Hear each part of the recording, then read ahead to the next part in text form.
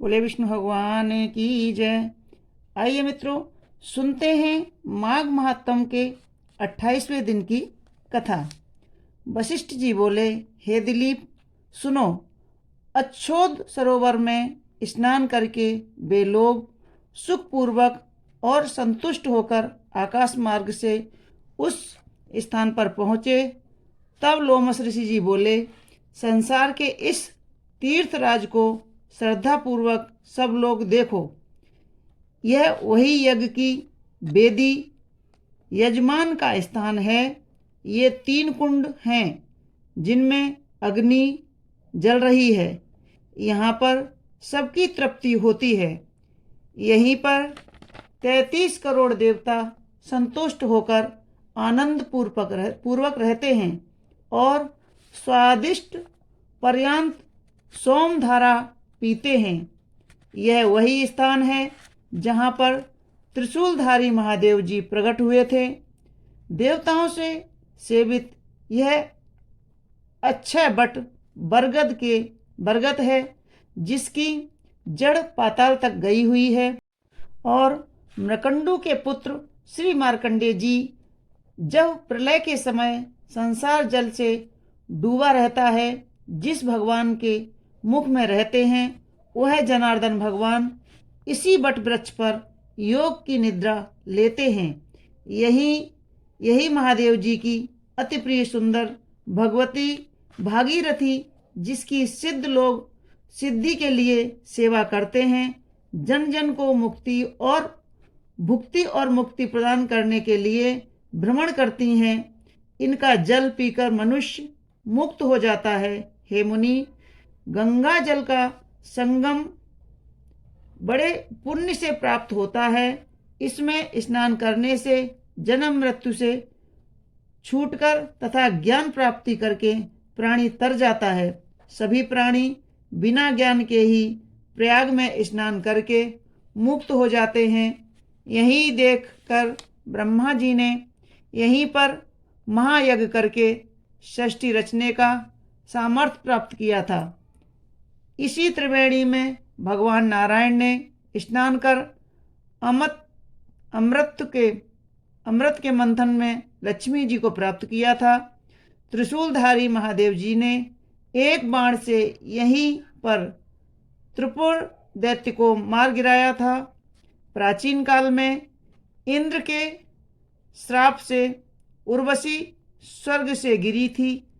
तब उसके यहाँ स्नान करने पर शीघ्र ही उसे स्वर्ग मिला था। नहुस कुल के राजा अयाति ने वंशधर पुत्र को प्राप्त किया था। ये द्विजश्रेष्ठ, इस पुण्य संगम में पुत्र चाहने वाले को स्नान करना चाहिए। यहीं पर इंद्र ने प्राचीन काल में अपनी माया से कुबेर के सब धन को स्नान करके पाया था। प्राचीन काल में नारायण तथा नर ने हजारों वर्ष तक इस प्रयाग में निराहार हो उत्तम धर्म किया था। यहाँ पर जेगिष्ठ सन्यासी महादेव जी जैसी शक्ति बाले होकर विजय पाए थे तथा अणिमादि बहुत छोटा या बड़ा बनाना इत्यादि योग के दुर्लभ ऐश्वर्य पाए। शिव जी की आराधना में तत्पर होकर कश्यप ऋषि ने यहीं पर तपस्या की थी। इसी तीर्थ में तपस्या करके भरद्वाज, कश्यप आदि 7 ऋषियों ने सातवें हुए थे। हे ब्राह्मण, इसी क्षेत्र में प्राचीन काल में आत्मज्ञानी सनकादिक ऋषियों ने योग के फल सिद्धि को पाया था। इस गंगा और यमुना के संगम में स्नान करने से सब पाप से छूटकर आकाश में तारा रूप होता है। मुक्ति को चाहने वाले तुम सभी लोग हमारे कहने से इस गंगा यमुना के संगम में स्नान करो। त्रिवेणी में जल के प्रभाव से तुम्हारे पहले किए हुए सब पाप नष्ट हो जाएंगे और इसके महाफल से संपूर्ण वैभव को प्राप्त करोगे।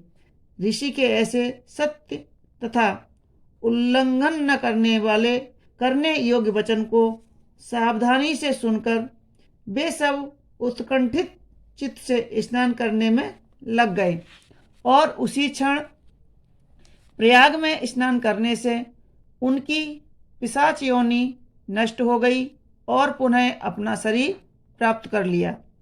वेद निधि ने अपने पुत्र तथा दिव्य रूप वाली अति सुंदर कन्याओं को देखकर प्रसन्नचित्त होकर तथा प्रीतिपूर्वक लोमश ऋषि को संतुष्ट किया और कहा कि आपके अनुग्रह से ही ये बड़े पाप से मुक्ति हुई है। हे ऋषि श्रेष्ठ, अब इन बालकों के योग्य धर्म को कहिए। लोमश ऋषि ने कहा, इस युवा कुमार ने वेदों का अध्ययन समाप्त कर लिया है। मैं प्रीतिपूर्वक कहता हूँ कि इसके कर कमल को ग्रहण करें। तब लोमश ऋषि के तथा अपने पिता के वचन से इस धार्मिक ब्रह्मचारी ने विवाह विधि से सुंदर द्रव्य तथा मंत्रों से तथा ऋषियों से मंगल किए जाते हुए धर्म पूर्वक 5 कन्याओं से पाणी ग्रहण किया। इन कन्याओं के मनोरथ पूर्ण हुए और वे सब बड़ी प्रसन्न हुई। वह कुमार भी अति संतुष्ट हुआ। लोमश ऋषि को नमस्कार करके और उनसे आज्ञा पाकर वे देवताओं से सेवित मेरु पर्वत पर चले गए। हे राजन, तब वेद निधि अपने पुत्र तथा 5 बहुओं को साथ लेकर प्रसन्नचित्त हो कुबेर के नगर को गए। बच्चक पिता का द्रोही गुरु की पत्नी से रत कन्या की बिक्री करने वाले विष्णु तथा ब्राह्मण से द्रोह करने वाले ये लोग भी इस पवित्र कथा को सुनकर तथा संगम में स्नान करके शुद्धि प्राप्त करते हैं। यह तीर्थ मोक्ष देने वाला व मनचाहा फल देने वाला है और गोपनीय है। जिनको श्रद्धा न हो उनसे यह कथा गुप्त रखनी चाहिए। हे सूत जी के पुत्र, यह कथा उनसे कभी न कहना चाहिए जो इसको पढ़ना है या सुनता है। वही ब्राह्मण विष्णु का सायुज्य प्राप्त करता है। यह पुण्य देने वाली है, पाप को हरने वाली है, धन्य है, बुरे स्वप्न को नाश करने वाली है। इस महात्म को सुनकर इसके पढ़ने वाले का पूजन कर तथा उसे गाय, सुवर्ण तथा वस्त्र देने में विष्णु भगवान प्रसन्न होते हैं। जो इस दिव्य महात्म को सुनते हैं, याद करते हैं, वह सब पापों से छूटकर विष्णु लोक को जाते हैं और उनकी सब कामनाएं पूर्ण होती हैं और वे सुरलोक को प्राप्त करते हैं, जो धर्महीनों के लिए दुर्लभ है।